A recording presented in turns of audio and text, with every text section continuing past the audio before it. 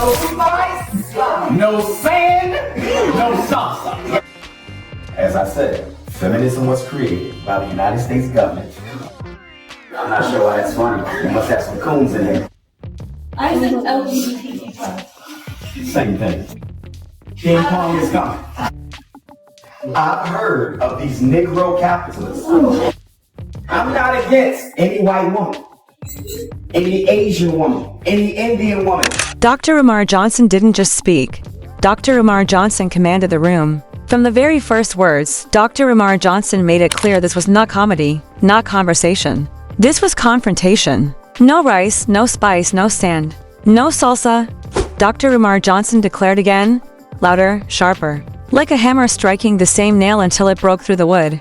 Dr. Umar Johnson used repetition the way a preacher uses scripture to carve truth into the hearts of his people. Understand me? Dr. Umar Johnson continued, pointing into the crowd. You laugh at feminism, but Dr. Umar Johnson tells you it was engineered to distract and divide. You laugh at white supremacy, but Dr. Umar Johnson tells you it was born right here, studied. Do you really think they're going to be mad? Well, let's go a little bit further. The biggest issue at play is not just the exploitation of African resources. It's not just the overthrow of democratically elected African governments. It's about trying to turn the black race into a permanent underclass. We have to understand something. White supremacy was birthed in this country. I know because I was a psychologist. And it was Francis Galton. Francis Galton, one of the psychologists right here in London, came up with the theory of the masquerade. It was Francis Galton who said, perfected, exported. You laugh at charity, but Dr. Umar Johnson tells you it is nothing but robbery wrapped in a ribbon. You laugh at dreams, but Dr. Umar Johnson asks, why can others dream of empires, while Africans are mocked for dreaming of freedom? The silence stretched long, but Dr. Umar Johnson did not fear silence. Dr. Umar Johnson thrived in it because silence meant people were listening. They erased your kings, they erased your queens. Dr. Umar Johnson said again, this time slower, more deliberate. They erased your stories, they erased your memories. Capitalism is the private ownership of wealth. And that private ownership of wealth is with an agenda of exploiting the labor of the poor masses. Under capitalism, you will always have poverty.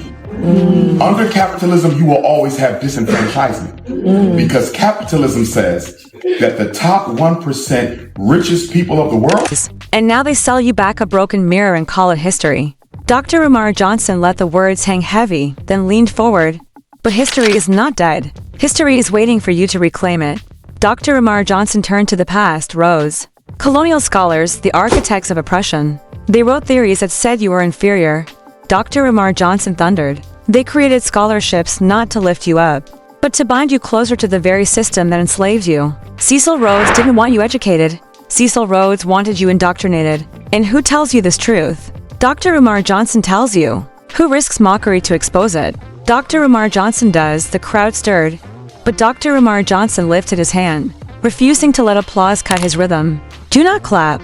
Do not smile. Act. He pounded the podium. White supremacy is not an insult. White supremacy is a structure. White supremacy is a system. White supremacy is a network designed to control African land, African resources, African children, and African futures. And the worst part?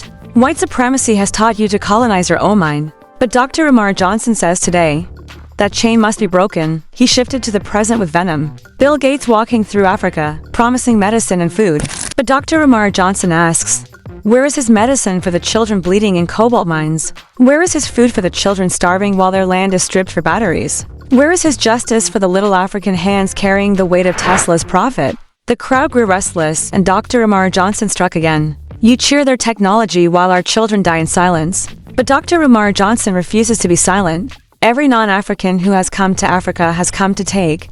Dr. Umar Johnson repeated, his voice like thunder. Not to give, never to give. And if you think I'm wrong, prove me wrong with history. Show me one invader who left Africa richer than he found it. You cannot, because history is not charity. History is theft. And Dr. Umar Johnson will never let you forget it. The energy in the room surged. People wanted to shout, wanted to clap. But Dr. Umar Johnson controlled the tempo like a conductor. Without confidence in yourself, you are twice defeated. Dr. Umar Johnson reminded them, With confidence, you win before the race even begins. Say it with me, without confidence, you are defeated. With confidence, you are victorious. Without confidence, you are enslaved. With confidence, you are liberated. The chant grew louder, echoing back at Dr. Umar Johnson, who nodded like a general hearing his soldiers roar. They say Africans cannot dream. Dr. Umar Johnson pushed further, his voice rising. But was not England once a dream? Was not America once a dream? Was not Israel once a dream? Why is our dream holy but ours dangerous? Why is our dream funded but ours mocked? Why is our dream protected but ours attacked? His voice cracked and he pounded the podium again. Because of Africans' dream, the whole world shakes. And that is what they fear. The audience erupted in applause. But Dr. Umar Johnson did not let it end. Let them laugh. Let them mock. Let them slander. As long as one African heart beats, liberation is possible. As long as one African breathes, independence is within reach. As long as one African soul refuses to bow, freedom will not die. His voice softened, but his words sharpened. And who will remind you of this truth? Dr. Umar Johnson will. Who will carry this torch when others drop it? Dr. Umar Johnson will. Who will stand in the fire when others run? Dr. Umar Johnson will. He raised both arms, looked directly into the camera, and finished with the words that would echo long after he left the stage. Black queens forever. Black kings forever. Proud Africans forever. And as long as you hear the name Dr. Umar Johnson, you will hear the voice of resistance. Hear the voice of resistance.